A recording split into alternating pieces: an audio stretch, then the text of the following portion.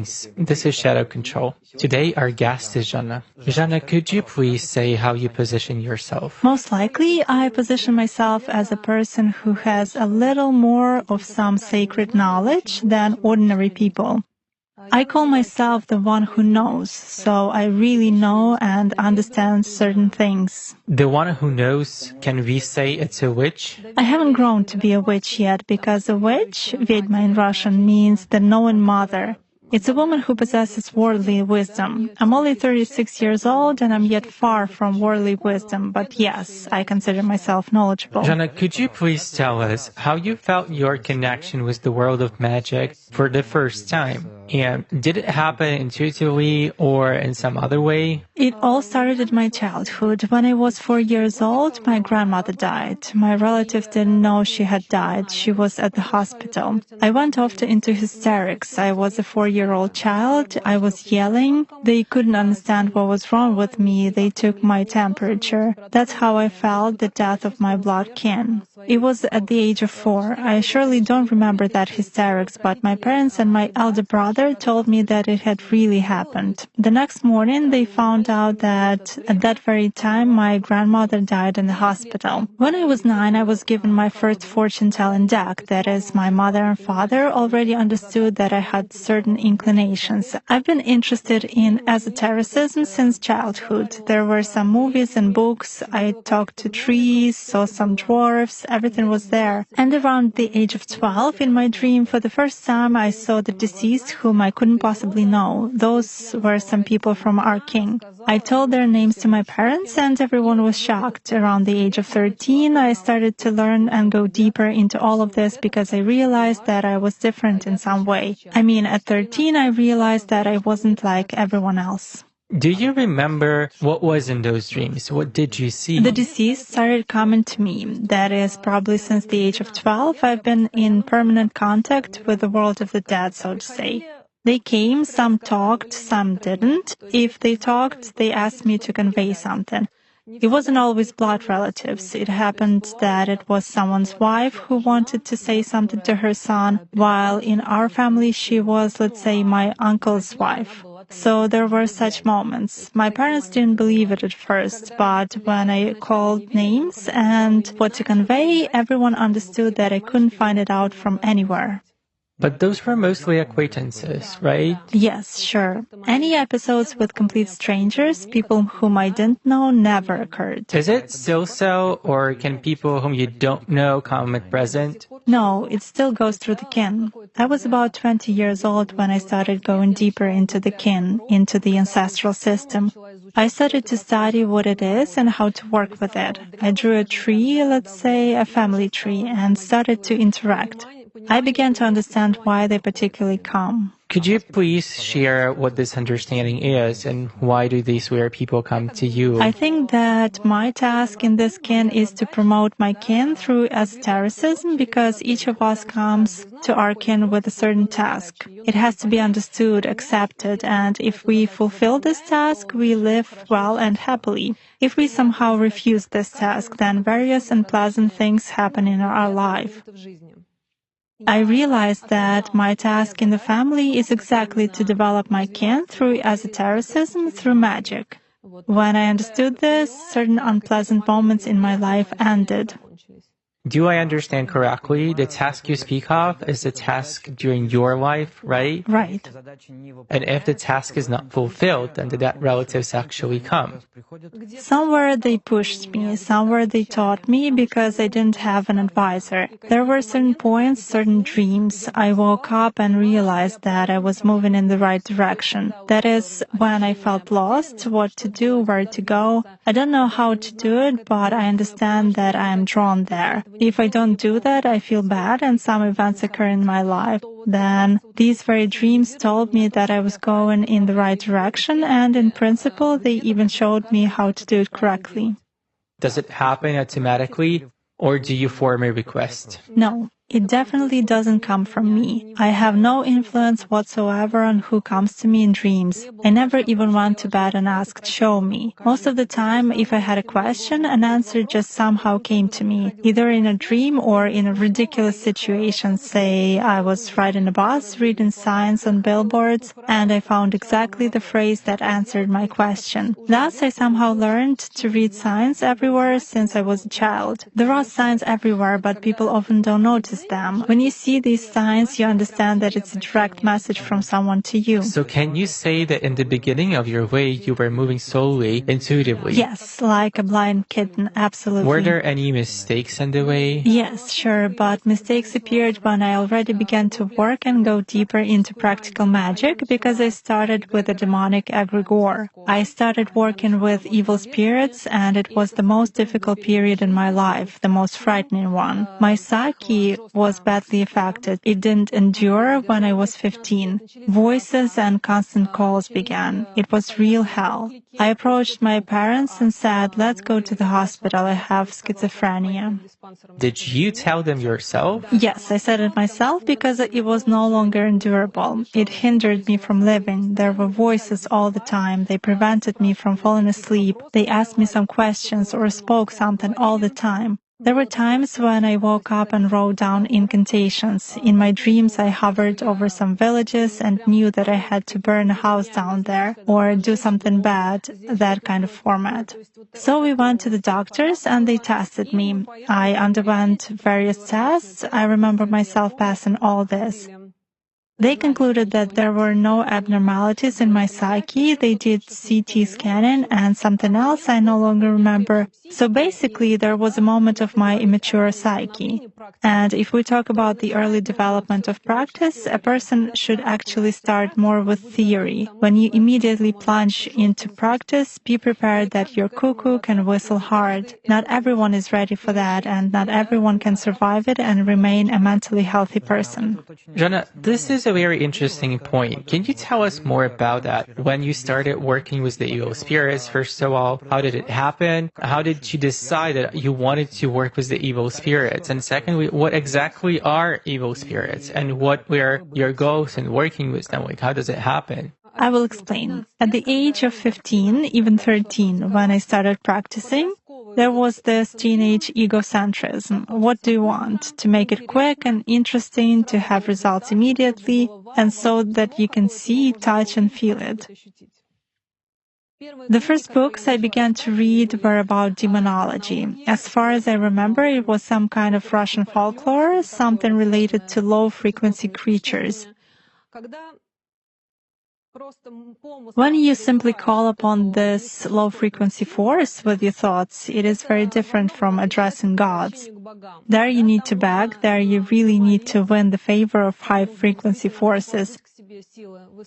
But if we speak of working with evil spirits, in this case, a thought is enough and they immediately come.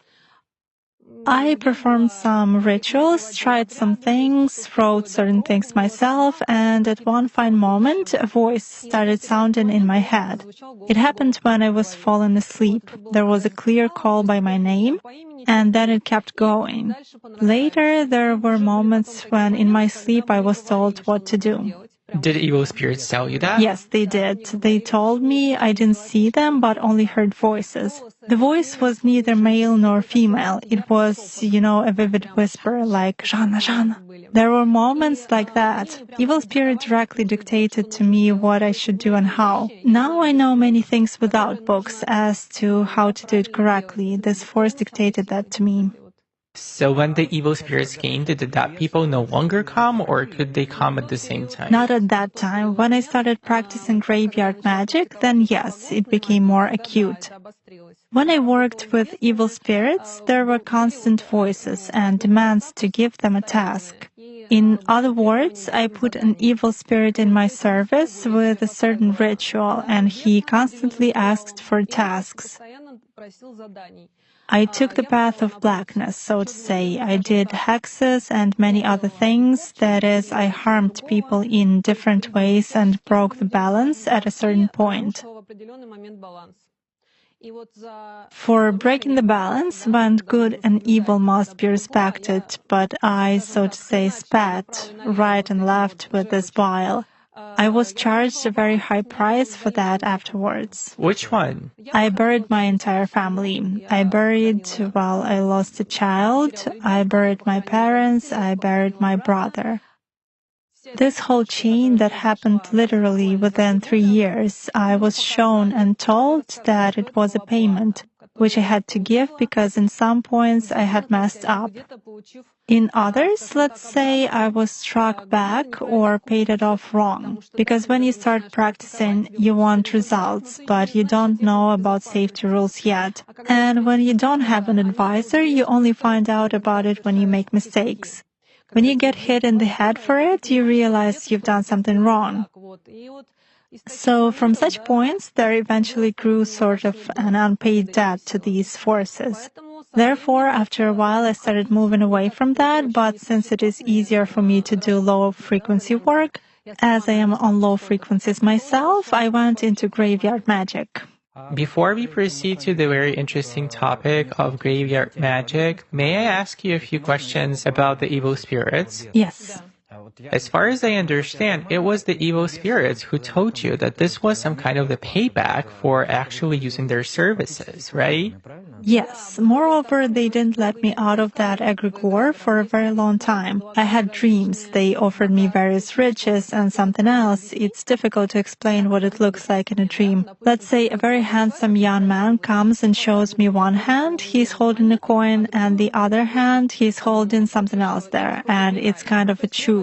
In a dream, I knew, since I already worked with the astral plane at that time, I realized that it was an astral entity and it shouldn't be trusted. It was just a guise. I was aware that if I pick up a coin now, I would again fall into this demonic egregore. However, in addition to what comes in dreams, there are also various special effects which severely affect your psyche. When you attract these forces, even on those very payoffs or something else, many moments happen that make horror movies look like nothing more than childish nonsense. If you tell someone, they won't believe it is possible. That would be very interesting. Once I was cleaning a person. I did the cleaning through evil spirits. There is a certain ritual when you put an evil spirit on a candle and the cleaning takes place. So at midnight, I heard a loud child's laughter outside my window. It was totally insane while I live on the 8th floor. Such a special effect. And there was another case. I was doing a ritual and lights in my whole apartment went off. It was the beginning of the practical path, so I ran. Fear was terrible. My heart was beating. I tried to open the door wouldn't open. The door had no handle, just a round wooden handle, no deadbolt. I was forcing my way into the door so hard that it almost flew out. There were moments like that. Also through a mirror. Very often when I worked with mirrors, an entity would come through the mirror and I could clearly see its outlines. In the mirror itself? In the mirror itself, yes. When you work with this egregore, you must have no fear, otherwise you will be devoured, you will become a fodder. Here you must have willpower, you must have power over them, meaning they must work for you. So these numerous nuances certainly led to mistakes. Not every person, especially at the age of 15, is capable. Let's say they will mock a person, wrap him or her around their finger, and do whatever they want. And what do these evil spirits look like in the mirror? You know how? Usually it's just a dark silhouette, like some substance of dense dark energy. I cannot say that I've seen someone's face or a hooded head. It's just a cluster of dark energy that has distinct human-like contours. So you can characterize these evil spirits as a cloud of energy? Evil spirits, yes, they are. In general, like such a small cloud of energy. If we talk about superior hierarchies, the demonology of demons in particular, through a mirror they may be seen just like contours of a human. That's the creepiest thing which can be seen in general, because when I'm telling you, it's like, well, but when you see it with your own eyes and realize that you shouldn't be afraid, afraid, jump up and run away because you could do worse to yourself now. It's really creepy there. Then you have a sensation. Either you've gone crazy or it did happen. That's the kind of sensation going on in your head. Is it a reality or a dream? Evil spirits are the lowest strength, aren't they? And then... Yes, evil spirits are, so to say, slaves, a slave force. Above it, there is a shepherd, a demon, and there are more and more superior in the hierarchy. There are cemetery spirits, which are also a separate subject. Basically, I tried not to go further. In other words, it was enough for me to do little things. Minor works are mostly done through evil spirits. If a work is bigger, it is already done through demons. Is there anyone above the demons too? Yes, sure. And who is at the very top of the hierarchy? What do you mean? There is the Satan himself who is above everyone else. Well, I call it a global low-frequency energy. You know, when there are wars, when there is mass bloodshed, there is actually a huge accumulation of the higher hierarchy, something like that. So basically all the things that had happened, revolutions, wars, and so on, are all interconnected, right? Definitely. All this is interconnected. Even more than that, people who come to power and start wars are actually chosen to lead to some terrible action. A war, a mass terrorist attack, or something else. As a rule, these people are controlled by these entities. They manipulate a person in such a way that he cannot distinguish where there is his own will and where there are imprints.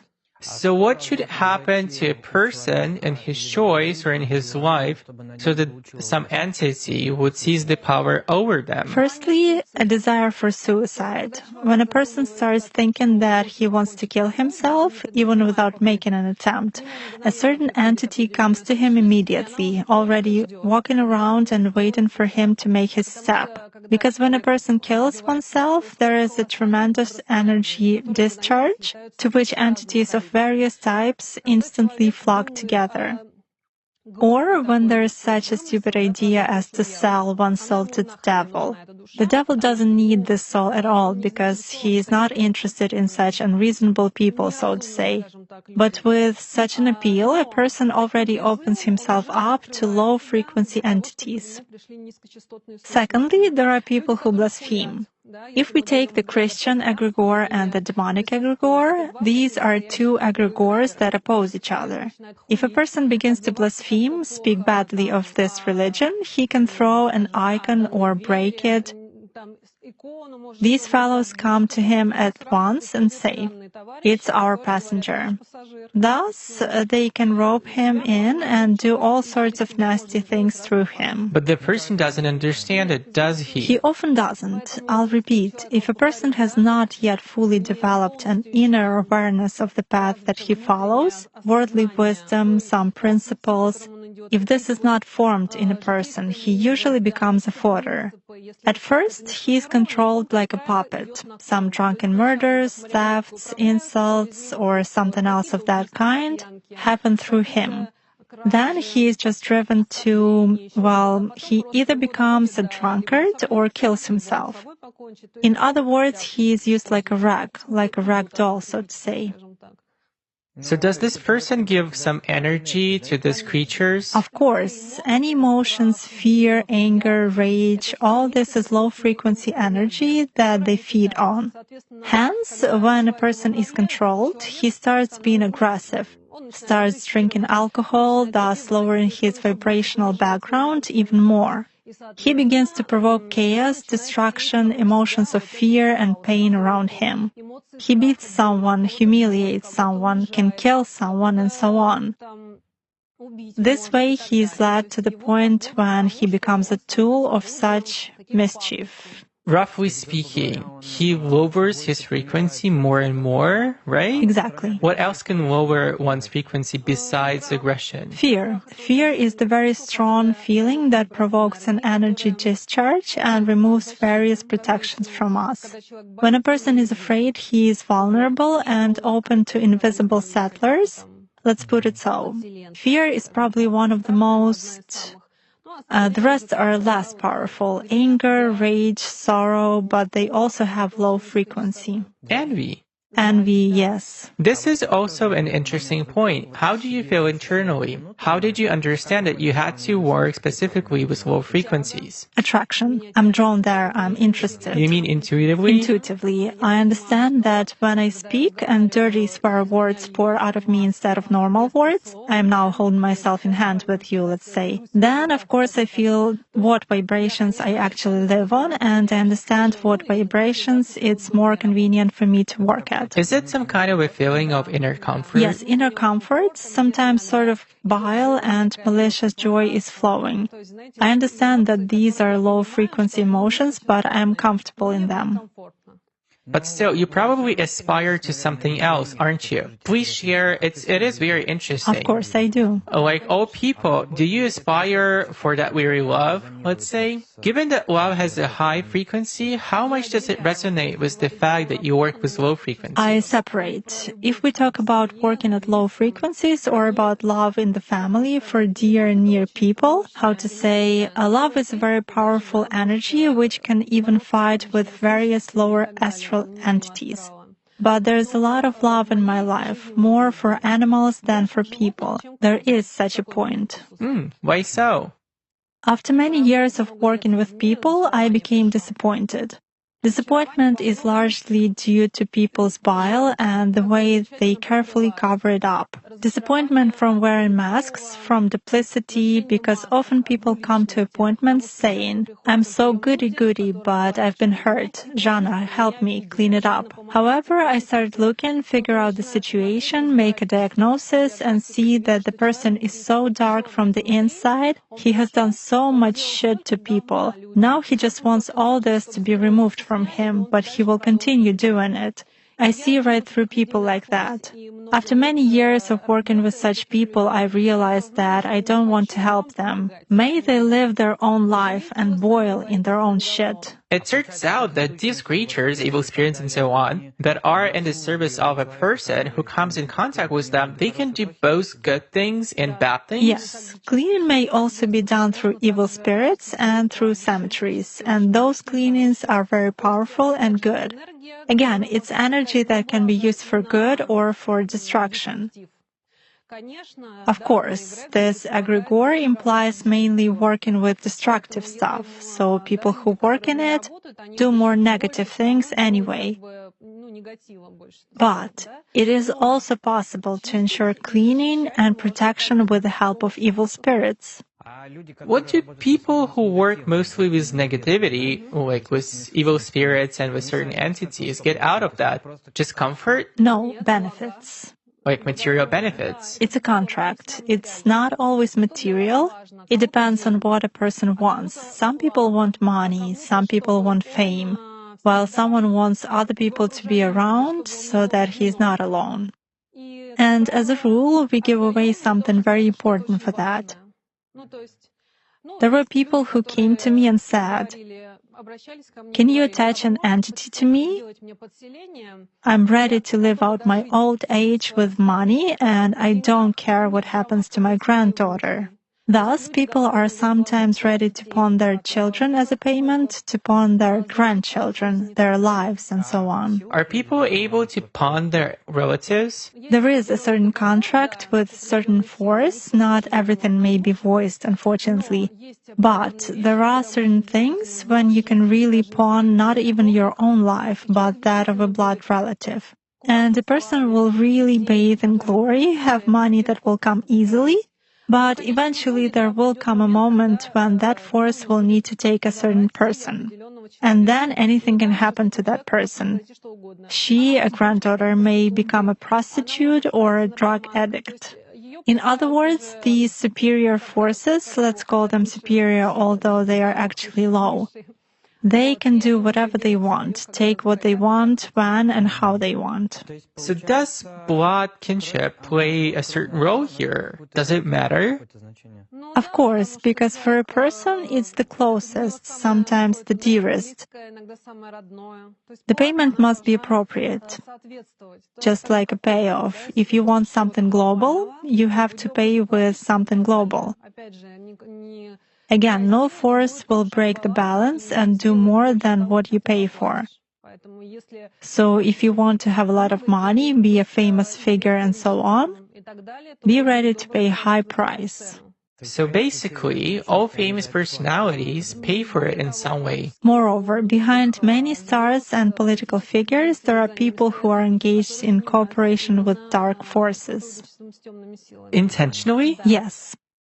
Very often and in a large percentage. They get serious protection because they are surrounded by constant attention. It's an impact. Imagine someone being watched on TV. Some people admire him, while someone wishes him dead and says, "How annoying you are, your face is on TV," and so on. Of course, this is a powerful job, and very often famous people have their own assistant. You say a person is being watched on TV, and there's a lot of emotion from people whom he doesn't even know. Like, how serious is this power, in fact? You know, sometimes it even comes to the formation of an egregore. There is a persona, a star who is believed in. A lot of people worship and emulate him, and an egregore is formed around him. It is something energetically powerful, which a lot of people give their energy to. Even later, if they start hating him, it is still energy that a powerful egregore can transform from negative to positive. And it surely affects when a lot of people wish someone harm. Protection is needed in this case anyway. Do some entities use this energy too? Of course. So they use it on purpose and... If there is someone behind a person who gives him these benefits by making a contract with a certain entity, of course, this egregore feeds this entity as well. Otherwise, if there is no egregore, the carrier himself will have to share his energy, and he won't last long in this case. When there is a powerful egregore, this energy is drawn from it like from a vessel.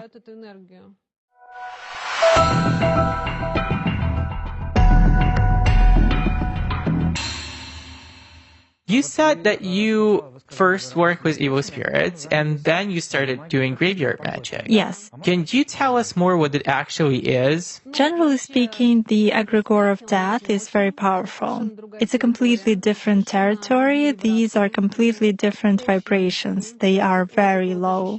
This sensation of death, well, I cannot even compare it with anything else. I mean, when I work in a graveyard, this is an inner sensation. Sometimes tears may come involuntarily when I call them. This is already an interaction with something different. Let's take some religion, okay? We come into this world, we may believe in one God or in another, but everyone dies in the same way. Death comes to everyone, regardless of what religion, what egregore, what system, and so on they were in. It's a completely different force, a very powerful one. I work with cemeteries more for myself, for some of my needs. I used to work with people in the past, but at some point I became uninterested and lost the desire to help people. Nowadays, let's say people are so perverted and dark inside that sometimes I just don't want to break the balance. Somebody's eating you up, so let them eat you. You deserve it.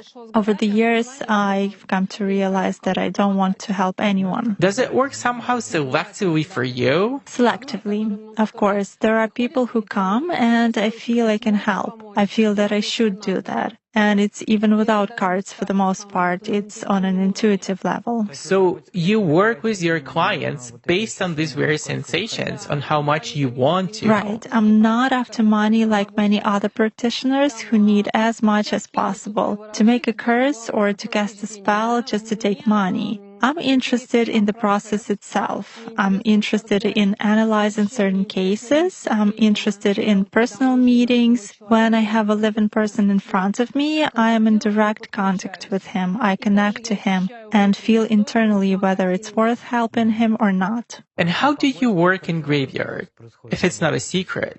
I enjoy working with graveyards. A graveyard is a place where there's also a church. There's a certain energy in that church. People don't get married and do not undergo christening there. There is a certain energy of death in such places. Funeral specifically, right? Yes, mostly. While a cemetery is where there's just an area of the cemetery but no church, if we distinguish the concepts. In a cemetery, I work through the master. Only once I worked through the mistress. Of the cemetery. Yes, it's again intuitive. When I came to work in a cemetery for the very first time, I came by intuition. I just mentally turned to some, let's say, collective energy, which is the master, and I needed a certain grave there. Did you know which one? I knew what name I needed the grave with. So it was an order of some kind. Yes, it was an order. But I went to make a purchase, an offering, so as to get to know that place. And so a dog came, I remember it very clearly, and it just ran forward, sometimes looking back at me. I followed it. When it brought me to this grave, that inner fear, some kind of a horror, along with admiration and awareness that it wasn't a dream.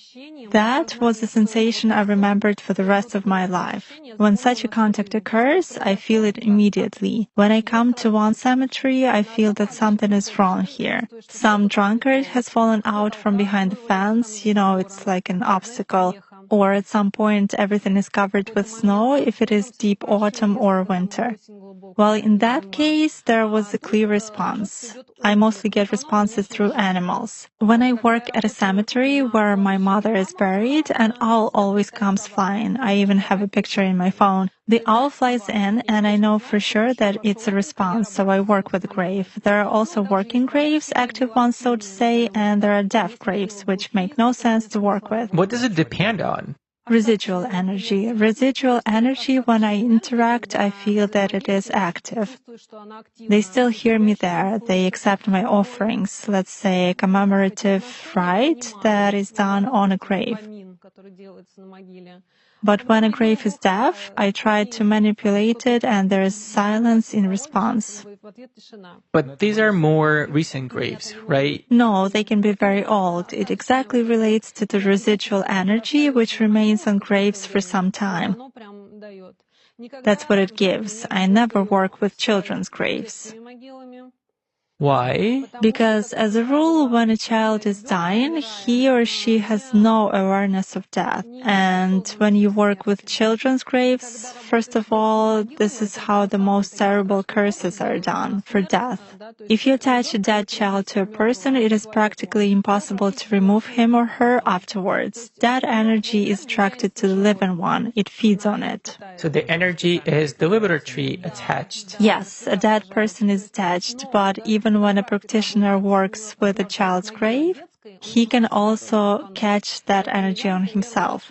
Therefore, as for me, in my entire practice, I never worked with children's graves, and it's a taboo for me. But mostly there are such special effects. From time to time, I hear someone's voice, or I stand near a grave, and it's as if someone gets acquainted with me. I'm next to myself, or I somehow hear fragments of phrases in my head. I clearly understand that I'm in a dialogue. There are moments when animals come. They come clearly, lead me to the needed grave, and then stop.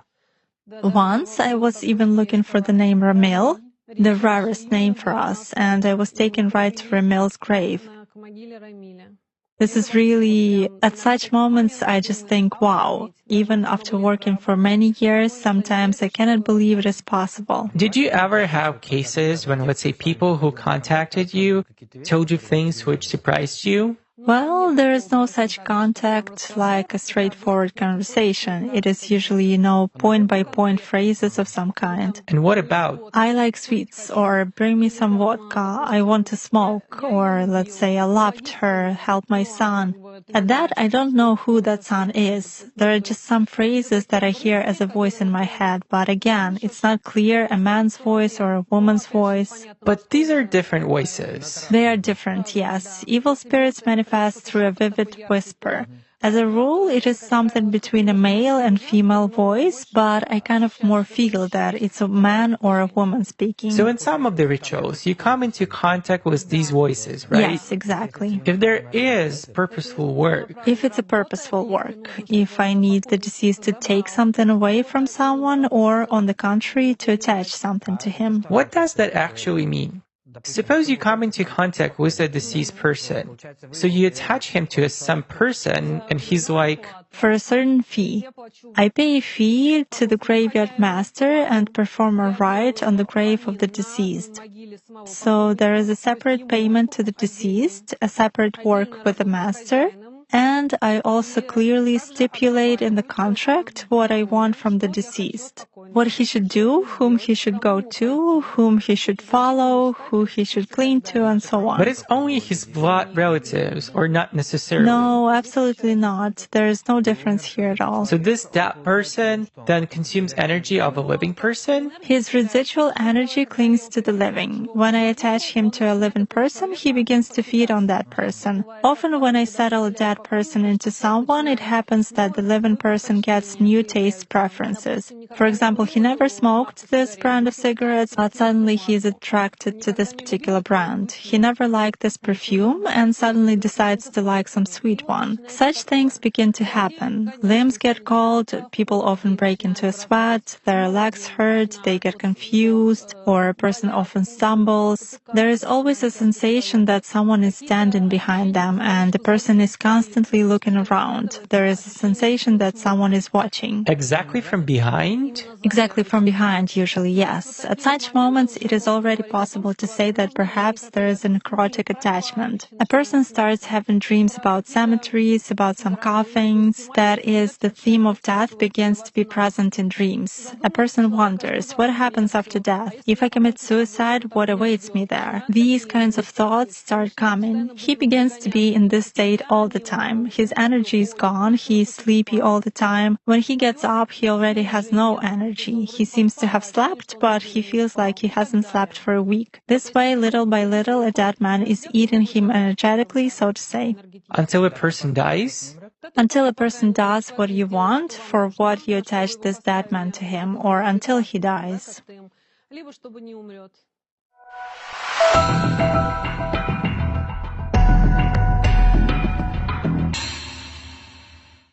Jana, please tell us, who are the cemetery masters? You know, there's an erroneous opinion, let me begin with it, that a master is the first person buried. In reality, it's an aggregate collective energy of death of a given cemetery.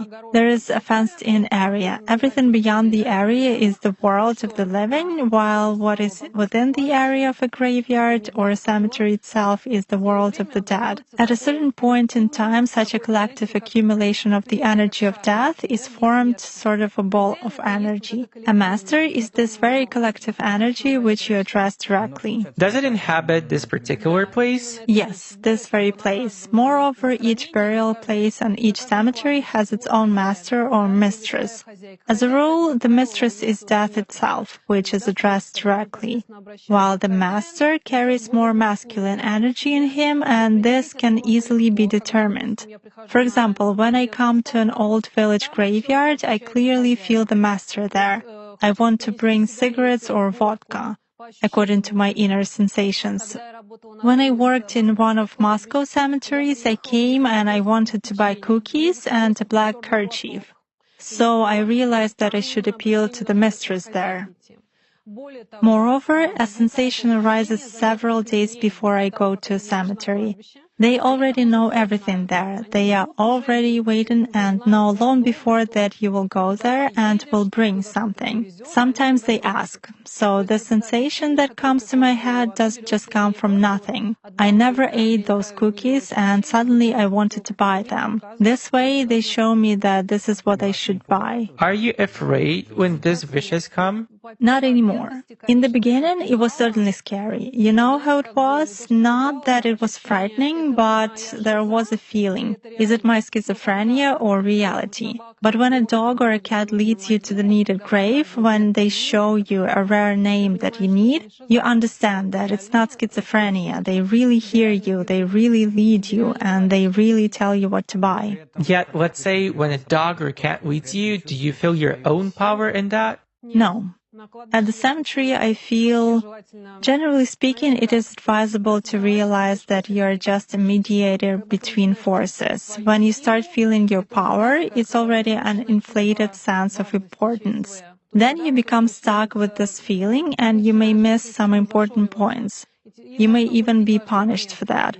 Therefore, when you come to work in a graveyard, it's important to have a global respect for this place,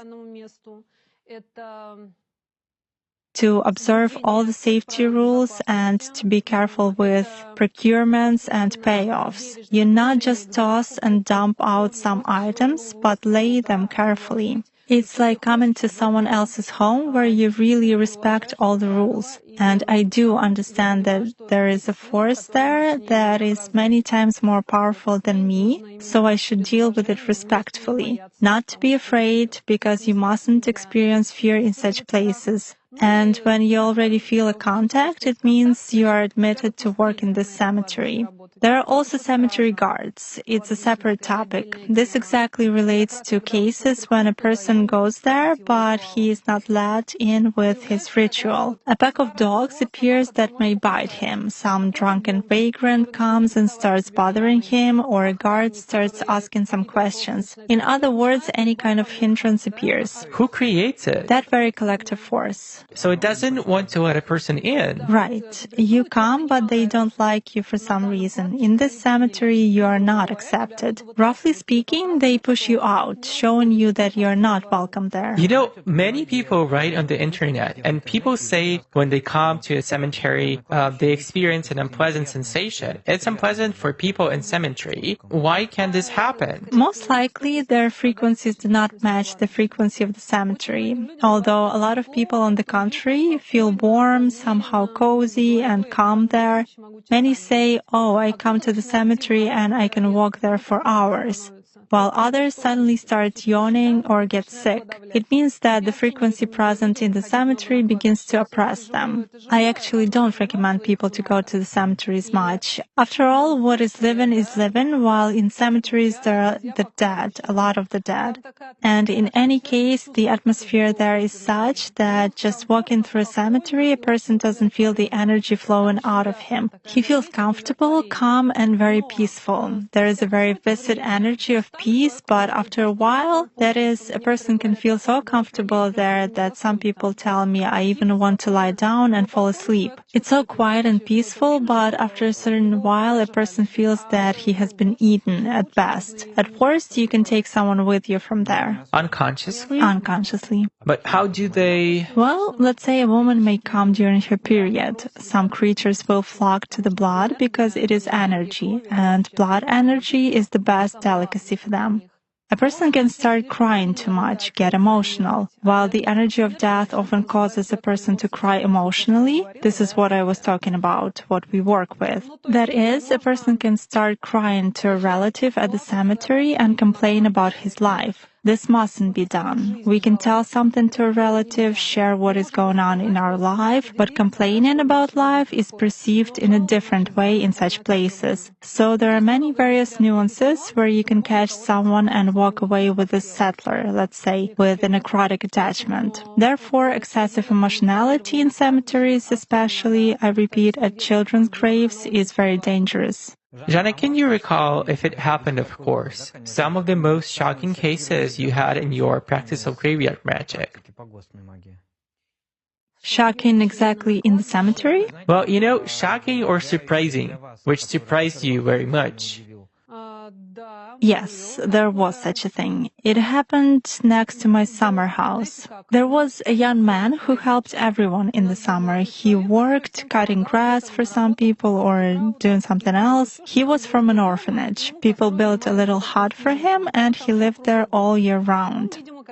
He must have been saving up some money. And one spring day, they found him hanged in that hut. I had no contact with him at all. I just occasionally heard something about him. Hello, goodbye. I wasn't friends with him. So they acknowledged him as hanged. I didn't know where he was buried. Once, out of the blue, I had a dream. I dreamt about this guy with whom we weren't friends at all, and he told me that he had been hanged, showing details in my dream. It turned out they came to him and looked for the money he was saving. He didn't give it to them, so they just hanged him and found the money. He told me all this in my dream. I told it to my relatives, who are also connected with that summer house. Everyone was certainly shocked. Later on, in summer, my husband and I went to an old cemetery. I went to the graveyard to work there. I entered, made offerings to the master, asked for something, turned around and saw a monument at a distance with a skull on it. I logically understood that in no way someone could have glued a skull there instead of a photograph. I walked across the cemetery to this grave, approached it, and saw that instead of a skull, there was a picture of that guy who had been hanged. I didn't know where he was buried. Several years had passed. I want to point out it was 2 or 3 years after he had hung himself or had been hanged. So the master showed me this guy, and the story he told me in my dream came together into kind of a jigsaw puzzle. He was really buried a little bit outside the cemetery, and his grave was shown to me with a skull. This was shocking to me. Because of all the graveyards around our area, I came to that particular one, where I was clearly led to the grave of the guy I had dreamt about. Such a thing happened to me for the first time. I realized that my task was to tell people that he hadn't done it himself, but had been killed. And so after that, he never came back. He didn't come after that. I cleaned his grave as appropriate. If the master brought me there, I had to respect the place. I cleaned his grave, and I clearly told everyone afterwards, remember that guy, Igor? He was murdered. He didn't hang himself. That was the moment. Such moments are shocking because when a voice sounds or something else, it is scary. But when there is a chain of events like that, you really understand that some kind of force is interacting with you.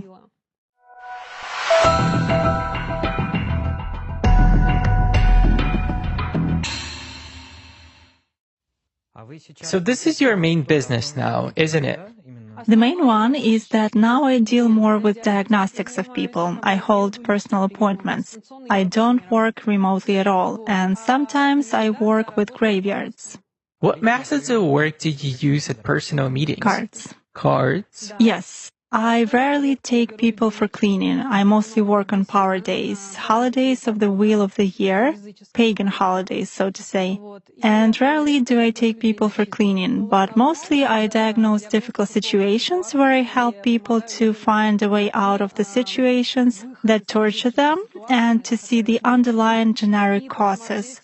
Moreover, I often tell a person what their task is. And you understand all of that by means of cards, don't you? Yes, exactly. Mantex is working with cards? Yes, Mantex is a predictive system. There may be pendulums, biolocation frames, cards, or runes, whatever is more convenient for people. Does this tool influence anything, or is it just an attribute? What do you mean, cards? I mean cards, frames, and... You know, it's mediator. It's your tool. It's a tool through which I connect to the information field. It is comfortable for me. I need to connect. I need to enter the state of flow. When I lay out cards, I connect to a person, and when I already see that I enter the flow, sometimes I basically don't even look at the cards anymore.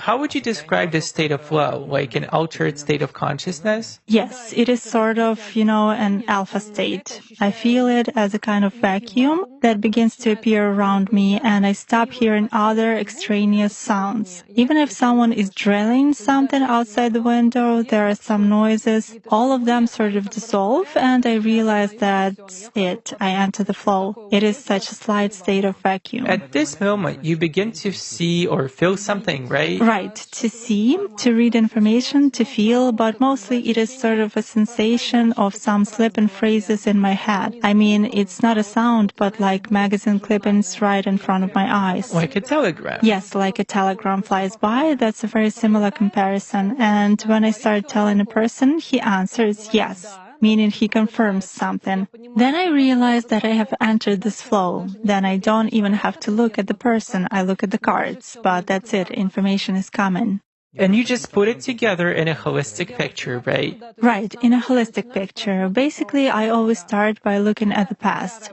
I'm an ardent opponent of looking into the future. I never look into the future. And why? For many reasons. First of all, the future has many variations. Secondly, there are emergent events, and there is a formed series of events. And there are other nuances. You look at the person who is doing well now, but then someone ruins him, and his entire life vector changes. Some of his paths are blocked and his future changes. What do you mean by someone ruins him? Well, let's say I looked at a person. He has competitors in business and they made him a magic roadblock, or some kind of a Robin spell or curse. Correspondingly, they blocked some energy centers for this person and some areas in his life started falling apart. Therefore, everything I would tell him about the future, which I see only as forming events, would not be correct at all. Also, a person can have several roads. If he chooses this road, the development of events will follow one scenario. If he chooses another road, the scenario will be different. When we speak of a person's future, we deprive him of this choice. In other words, we present something to him as determined. Our psyche works in such a way that even if we reject something, we will still give ourselves an internal directive to that. That's why I believe that a person must not be given any directives to certain events. He must choose on his own. Is it because you deprive him of a choice? I deprive him of a choice. So when a person comes to me, we start with his past. Then I proceed to the present in order to understand how the past is reflected in a given series of events that has been formed. And then I give him variations. I tell him what will happen if he goes this way and how events will develop in the long run if he goes the other way. A person leaves retaining his right of choice, where I have clearly laid out what will happen and how. If I tell a woman that in the future she will have a husband, children, and so on, and she, let's say, is already married now, she will begin to get fixated. Why did she see that I will have a husband? It means I'm going to be divorced. There are many of such moments when self-suggestion begins in a person. Therefore, I don't want to take this kind of responsibility, and I think... Is it a responsibility? Yes, of course. For a person? For a person, yes. It's not even a responsibility. You can ruin a person's life. You can see the events that lie ahead of him, but he has to learn his own lesson. By voicing this to him, I deprive him of an opportunity to learn this lesson on his own. I can be punished for interfering in his life without the consent of a higher force, so to say. In other words, I disclose the information which he shouldn't know so far or shouldn't know at all. There are a lot of nuances here too. That's why I always give a person the right to choose and voice different ways. What will happen if he goes one way or another? How do you understand what a person mustn't be told? Does this also come in the form of some images? It may come in images, or sometimes when I start speaking, I, get hiccups, or I begin to speak and get a sharp spasm, as if my breathing is blocked. At such moments, I clearly understand that certain forces are directly preventing me from saying it. Sometimes I see certain combinations of cards that tell me right now, no, I mustn't say it. Maybe you can show us the cards for the sake of interest. Let's say, how do you see if you are not allowed to speak? There are different combinations, but I'll start by saying that I'm not a tarotist. I work with 36-sheet playing cards. Often in such a layout, I have the 8 of spades as an overlap and the Jack of spades, all empty. Did you somehow determine for yourself this particular card? Yes, sure. It's when you already have experience with the layout of cards. For example, this combination shows that something mustn't be said. There is a blockage. Everything's empty, which means you should keep silent in the conversation. Are these some special cards you have? These are ordinary playing cards just with engravings. Do you work with the same deck for many years or change them from time to time? This is my main deck. There are 4 other decks. One I use to diagnose negativity. This one is general, so to say, where I identify various social and domestic problems. And there are some other decks where I look at health and explicitly love stuff. Love stuff means when people want to cast a spell? Yes, it means relationships, when they ask, look, if we'll be together, and so on. Is that a frequently asked question? That's the first question. Personal life is a number 1 issue in terms of the number of requests from people. Many people have unsettled personal lives. My approach is to understand the reason why a personal life is unsettled and to eliminate that reason rather than to bind a man and a woman together by force. A woman may not be able to build a relationship with any man because of some inner blocks or ancestral background. That's why I always look through the past and seek for the root of the problem, because it is better to fix what triggered it rather than to look only at some superficial symptoms. Jenna, please tell us, there is an interesting point which is not quite clear. Look, you said that you work at low frequencies and that you're comfortable. When swear words are and things like that are pouring out of you, yes. And at the same time, you work with people solving their personal problems, you help them understand what kind of blocks they have and so on. Meanwhile, as you said that you naturally strive for love and the family, how does all of this correlate with each other? Aren't these things mutually exclusive? Absolutely not. Do you know how it works? You have to come to inner harmony. Whatever frequencies you're on, I'm in awareness. In awareness? Yes, in awareness. I realize that I am drawn to low-frequency entities and low-frequency work. Unawareness is when a person, let's say, drinks alcohol heavily. In other words, he doesn't even realize that he is destroying and killing himself. Emotions take him over. Being in awareness, I have the upper hand over emotions. That is why certainly love in the family is not alien to me. And in general, what love is. This concept is not alien to me. As for my clients, I treat them like patients, which means I have equanimity and a clear barrier. I have turned off empathy, and for me, a person is an object that I interact with and help with something. I don't like making friends with clients. I don't like to empathize in any way because it may be dangerous. First of all, you can pull negativity onto yourself from a person. And secondly, you can see a problem in a distorted way. In other words, when you delve too deep into a person's problem, you empathize with him. You see through his emotionality.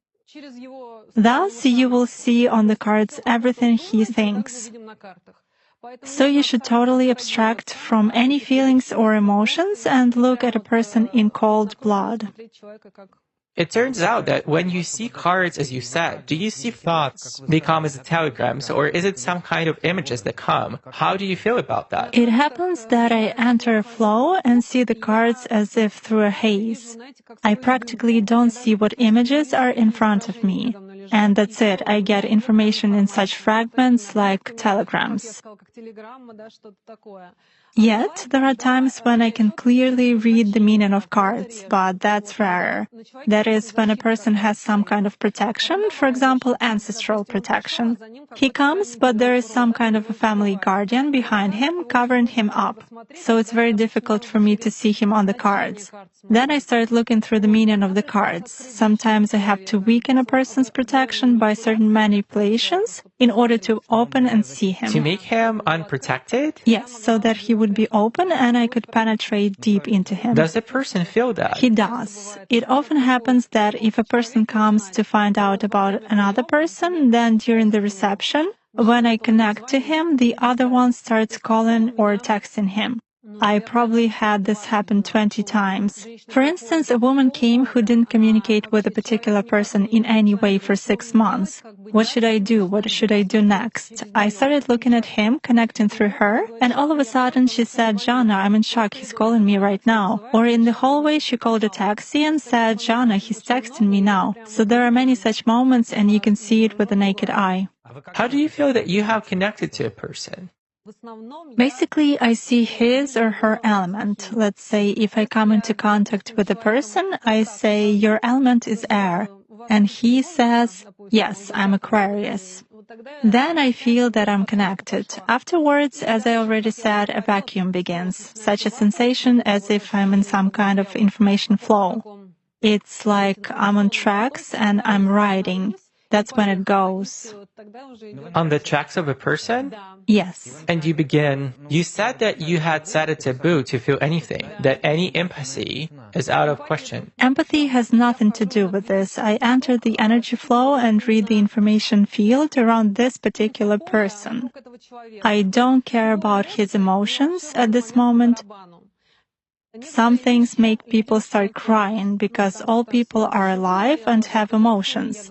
When I talk, I touch some strings of their soul and people start crying. I just keep it instantly. It doesn't linger inside me. I don't feel compassion. I don't start hugging. If I get confused and begin to empathize in any way, I will immediately get out of the flow.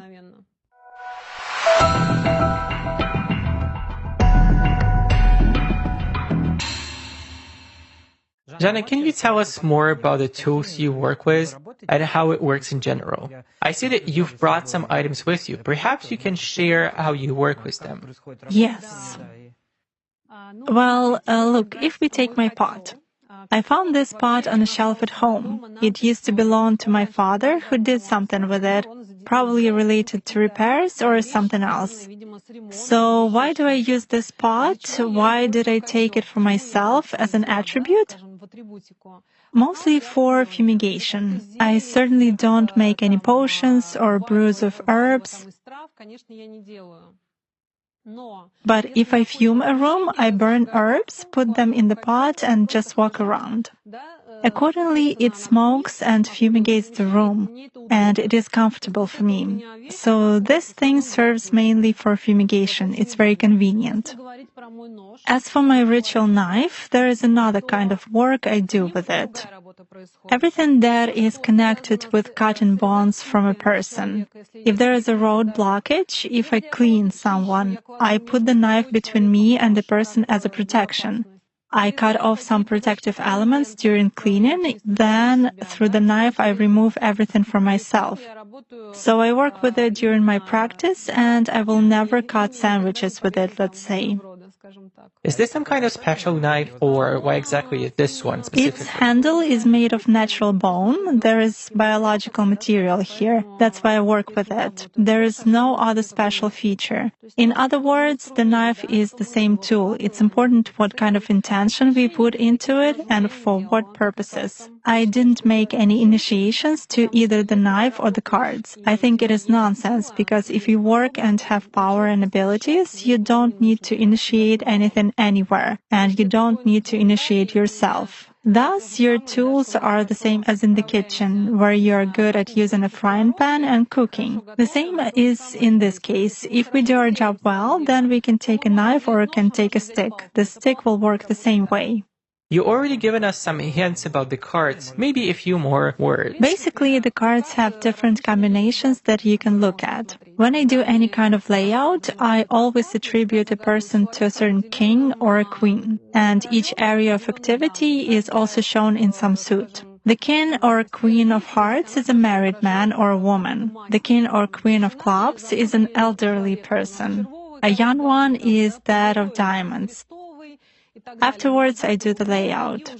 In the beginning, I always do a big layout, a cross. Many people know it. It is such an old layout on the playing cards. With a cross layout, I look at everything related to a person, some moments in his or her life, from his or her past, and so on. I always start with this layout for connecting. Through a big layout, the very first one, I connect to a person, and only then I make spot layouts for a specific question. A question must sound properly. It's not like either or, but we ask a question clearly. Will this happen or not? Are we moving in the right direction? Is there any negative influence on the person? And through separate layouts, I see answers to some questions. And this little book, is it some kind of your... It's my grimoire. It contains incantations that came to me in my dreams many years ago. I also wrote them down here. All of this I do completely with my own hands. Poker work, screwing, and fastening.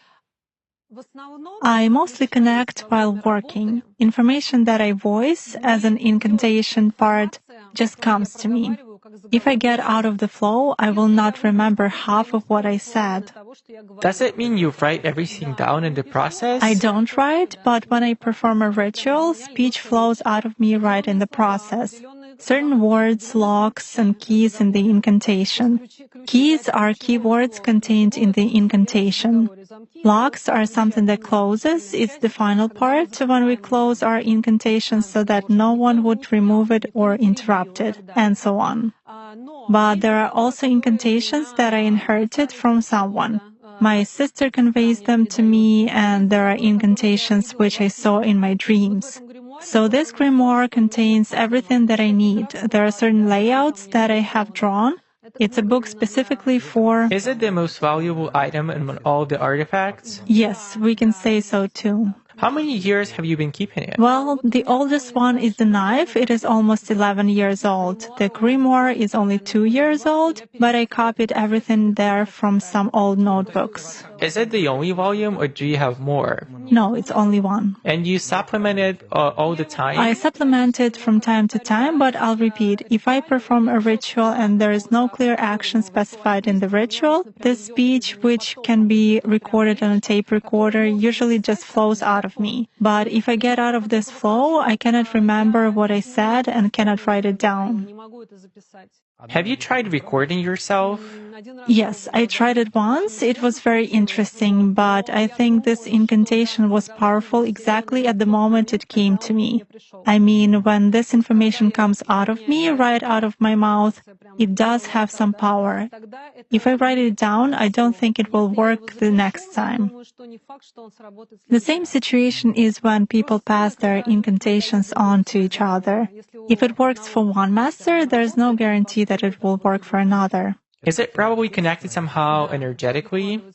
Yes, everyone inputs their own message, their own desire, their own key, a key point, an appeal to a certain force or tradition. So it is individual for everyone. I wonder how you determine personal strengths. How do you feel whether you are strong or weak at a particular moment? And when you are weak, how do you gain strength?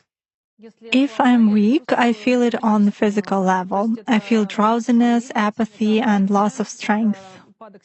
Does this include magic powers too? Magic powers as well. It happens that through dreams, I'm shown that my defense is being breached. I always have the same dream. It's when somebody tries to break down my front door. In other words, if someone breaks into my door and there is a hole in it instead of a lock, it's 100% astral attack on me. Someone is influencing me, and they are trying to break my defense. That's how they signal to me in my dreams. Then I strengthen my defense. I recover only through nature, walking barefoot on the ground, lighting fire, bonfire. I replenish myself most quickly through nature. Let's say you walk barefoot on the ground in the park, or if it's winter and you make a fire. Do you think about anything or just keep walking? I try to turn off the inner dialogue and imagine that roots are sprouting out of me into the ground. This is sort of grounding, let's say a grounding practice. And I imagine that all negativity that is in me goes straight into the ground. I say, Mother Earth, I appeal to you, take away all the negativity I have on me, and I embrace trees. Thus it happens in different ways. Any trees? I mostly like to embrace pines. Pine is quite a powerful tree for cleaning, and I also use pine buds for candles. I'm not attracted to birches, although many people like them. Birch is completely alien to me for some reason. In other words, replenishment comes through nature, and of course, I constantly restore protection, because when working with clients, it is necessary. Moreover, if somebody did something to a client and I start cleaning it, it is doubly necessary. You clean yourself, as you said, because someone breaches your defenses. Why would anyone want that at all? When you work at certain frequencies, these entities see you, and when you work with the astral plane, that's where they dwell. Any witch has more energy than an ordinary person. The energy reserve is higher, and they are interested in your energy. They want to devour it. Accordingly, they break protection just to eat it. They can come in the guise of a relative, a blood relative, and so on, but I can distinguish them at once by certain moments in the dream. That is, an entity that came in a certain mask.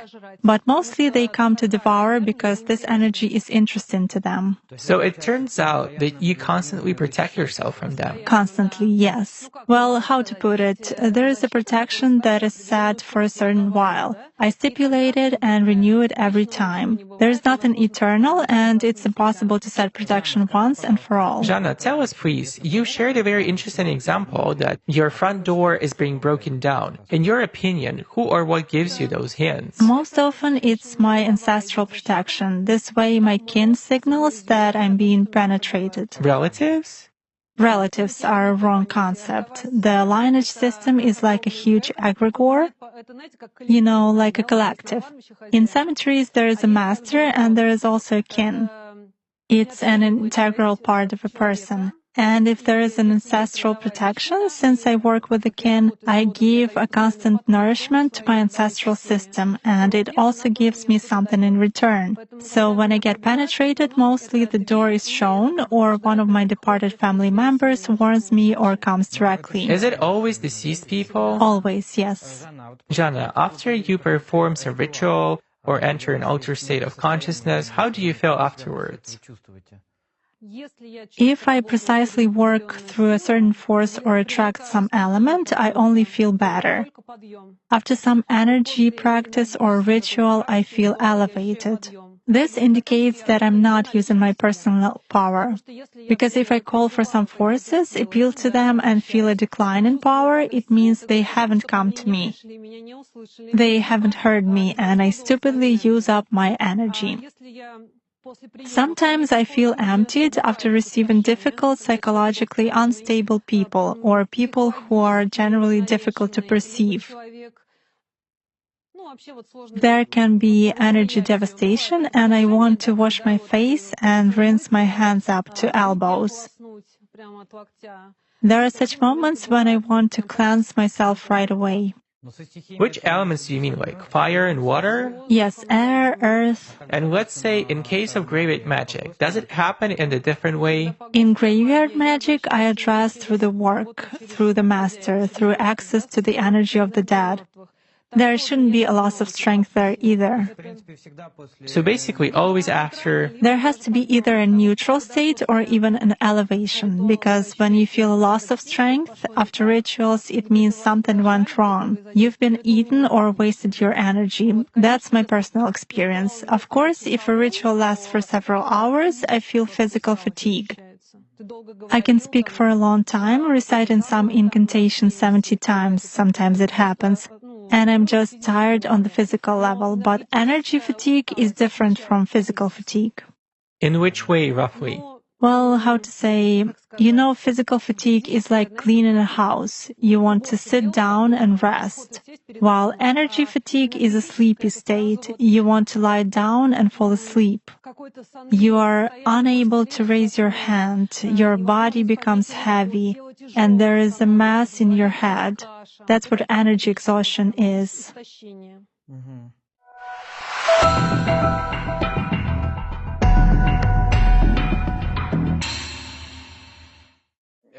Jenna, could you please tell us how you work with the people? Let's say a dead man or someone else connects to a person. How does this happen? Through one's thought, emotions, or through what? Basically, involvement starts with thoughts. A person begins to be drawn somewhere where he will a priori feel bad. He can approach some company, ask for a cigarette, and they will beat him up. Or he will go and get drunk so much that he will fall asleep somewhere and will be robbed. In other words, it begins with the insertion of an alien thought into a person's head, and due to this thought, a person starts acting. So there is a chain that starts with a thought and everything ends at the physical level.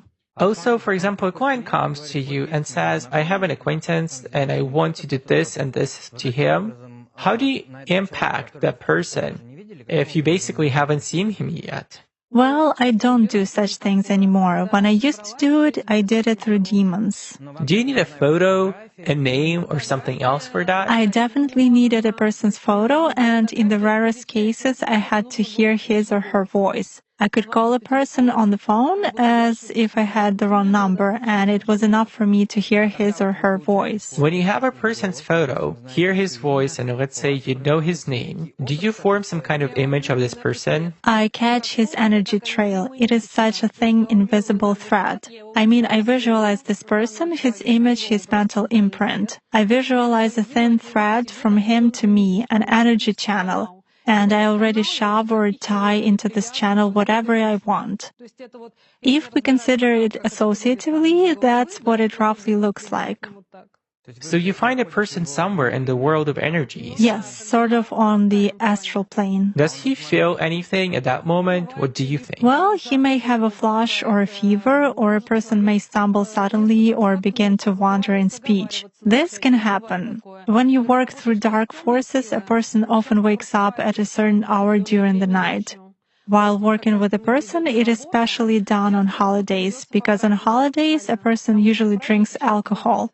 On the New Year Eve or on the 8th of March. And you purposely wait for these holidays in order to weaken his energy, to weaken his natural or ancestral protection and begin to work on him. So when the person is drunk, he... Yes, definitely. Does the amount of alcohol matter? Sure. If a person is drunk, he sleeps. He has no control over himself. He loses awareness. So he's already vulnerable. Basically, alcohol lowers vibrations instantly, then it is easier to work. It is easier to attach an entity, and it is easier to take possession of a person's mind. Does it mean that it's more difficult to influence a person if he keeps his thoughts in purity? Yes, absolutely. When faced with various religions, it is very difficult to influence Muslims. They are in a constant connection with the egregore. They do namaz every day and read prayers on a daily basis. They are constantly under some kind of a dome, so it is very difficult to influence them. When you start impacting a person, he begins to address in a prayer. Indeed, many of them are very different from those who come to church only when everything is bad in their life. They come to pray, and then for 5 years they forget about God, some canons, and so on. Muslims, as a rule, passionately believe and passionately give energy to their egregore, and this egregore protects them very well. That's why it is very difficult to work to make any kind of influence on a true Muslim believer. Is this some kind of a good egregore? Well, for them, yes. This egregore is good for adepts who contribute good energy to it. How do you sense it? For instance, you have found an energy trace of such person. What's next? Do you try to drag him somehow to visualize this threat and you fail? Or how do you do that? It disappears. I cannot get a grip on it. I focus on it, but something immediately knocks me out of the flow, just like that. Or I visualize a person in front of me clearly and can affect him even at a mental level, but some image is not created in my mind at all. I even look at a photo, reproduce an image, but it vanishes from my mind. Thus, I can clearly see that a person is covered with something. Does this only work with Muslims? It does for me. Nowadays, there are very few people among Christians who truly believe. Even those who write in their comments that God is in the soul, that they are all faithful believers, but in reality they are not. Even most often they write that all this is a sin, but then ask in a private message how to make a robin spell. Such cases also happen. A robin spell? A robin spell. What is it? It means pulling off luck or some benefits, beauty, money, success. In other words, pulling off something good from another person. There is shifting when we dump some crap on someone else, and there is pulling when we take something good from another person.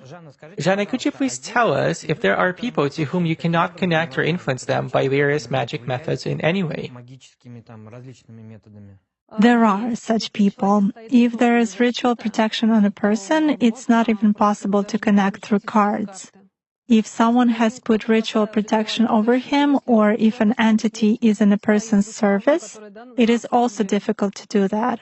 It happens that a person has a strong ancestral protection. He has a powerful, prosperous, rich kin from generation to generation, and even looking at the cards, you cannot read information from him. He is covered as impenetrable. It happens. You touched upon an interesting point that when a person experiences strong emotion, he opens up to the invisible world. But what if a person diligently works on himself, controls himself, and doesn't even allow any of the low qualities to manifest? Does it mean that he belongs to a category of people to whom it's impossible to do anything by means of magic rituals? Nothing is impossible. There are difficulties. There are points that you've mentioned where it would be difficult to work with such a person. It would take a lot of manipulation to break his will. This is energy consuming, and not every practitioner will be breaking through that door for so long. Someone will just say, hell with it, he doesn't give in. There are such cases. Is it possible that he will never give in? Did you have such cases in your practice? I had once. There was a man who didn't give in at all. He felt a strong impact but didn't give in. Were you personally acquainted with him, or did you get his photo, roughly speaking? No, how to say, it was an order, but I met this person once. That man was an athlete, very hard-tempered, and he had self-control, a really tough one. Athletes and military men may have such a temper. His willpower was at such a level that it was very difficult to work with him, even through evil spirits. In the end, I refused. Self-control at the level of emotions, right? Yes, discipline, self-control. The man controlled and distinguished his thoughts from alien ones. Hazes had no effect on him. He was fully aware. Such people are very difficult to work with. There are such people indeed. What do you mean by the word awareness? When a person understands that something is wrong with him, that he goes against his principles. Let's say he will never cheat on his wife. He has the principle that if there is one, then it's forever. I attach an entity that pushes him. You should cheat. You should sleep with that female client. And his principles definitely take over. That's what awareness is about. A person doesn't succumb to any provocations that are imposed on him and intended to break his will. But if someone is already attached to him, can these principles not be of his own? That's exactly where awareness comes in. You realize, how come these principles not be mine my whole life? You mean, who am I, right? Right. I lived my whole life with this. Where do these thoughts come from? When a person begins to turn on such a protective element, he immediately weakens the effect of an entity or a haze. A protective element is a search for oneself, isn't it? Yes, it means to be on. You know, it's like hypnosis. When they begin to put us into hypnosis, but we catch this moment and start reciting a poem in our mind, for example, we thus immediately interrupt the state of induced hypnosis. The same is true when working with magic. When a person begins to realize that something is wrong with him, delve into himself, try to control his emotions and follow his principles. It is very difficult to work with him.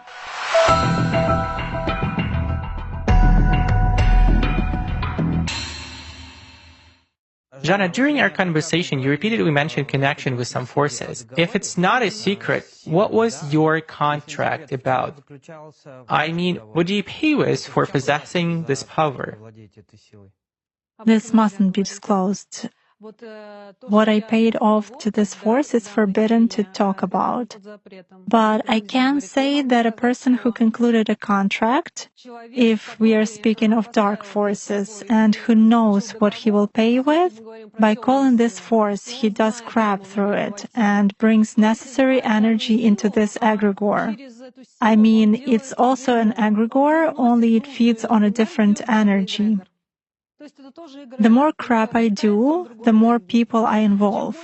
You know, it's like bring a friend and you'll get a bonus. It works in this case. The more people renounce the cross because of me and turn away from the church, the more energy I bring into that egregore, the more it will give me. But in the end, yes, I will pay something. Yet while doing these evil deeds, I take money from people. They eventually leave with a result. I have their money, and this egregore gets a portion of crap from me, which I have done to somebody. That's the chain. Did you know that at the time of concluding the contract? Not exactly. But you stipulated in advance what would you pay with, didn't you? Well, let's say I was deceived. That is why I'll repeat again, when people unknowingly get into it, it always ends badly. And there is nothing you can do about that? Not anymore. I've already paid. So all the conditions have been fulfilled.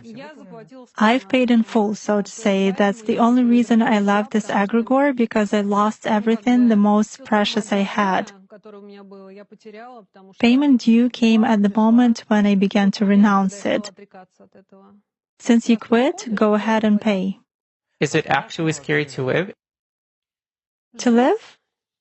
Well, how to put it? It depends on what you're afraid of. So much around. Speaking about practice, I can say that when I buried my entire family, life became much easier. In the sense that there is nothing I can be afraid of losing. As a rule, people are afraid to live if they are not completely selfish. They are worried about their relatives and friends. They are afraid of losing what is most precious. That is probably the fear of a normal person who really loves someone and feels something. When you have nothing to lose, this fear disappears and you already realize that you are alone, one-on-one with yourself, and in fact, you've already passed the threshold of fear, which could be worse for you. To a certain extent, the absence of fear gives you strength. You stop being afraid of living, dying, and so on. Jana, what advice would you give to our viewers who might be afraid of some impact of the invisible world? Well, and just to people who would like to live happily in well-being and in peace of mind and so on. I wish such people not to break the balance. If you want others to do you good, don't do crap to others either. Because as a rule, there is no boomerang. There is balance. Think positively, because often people start telling themselves, I cannot do that, I won't make it, this is my destiny. No, you should think positively, you should attract good things into your life with your intention. Raise your vibrations, go in for sports, spend more time in nature, energize your life in every way. Don't live like in a Groundhog Day. You come home from work, eat, hang out somewhere on the weekend, and go back to work. You should develop, read, educate yourself, develop spiritually, maintain your physical shape. I mean, all this together. I can advise people to just take care of themselves, of their life, and bring only the best into it. Jana, thank you so much for coming to our studio. It's been a big pleasure talking to you. For me, it's also a great pleasure visiting you. I hope I answered some of the questions. Thank you. Dear friends, if you have any questions, please send them to our email. You will find it in the description below. This was Shadow Control. We wish you all the best.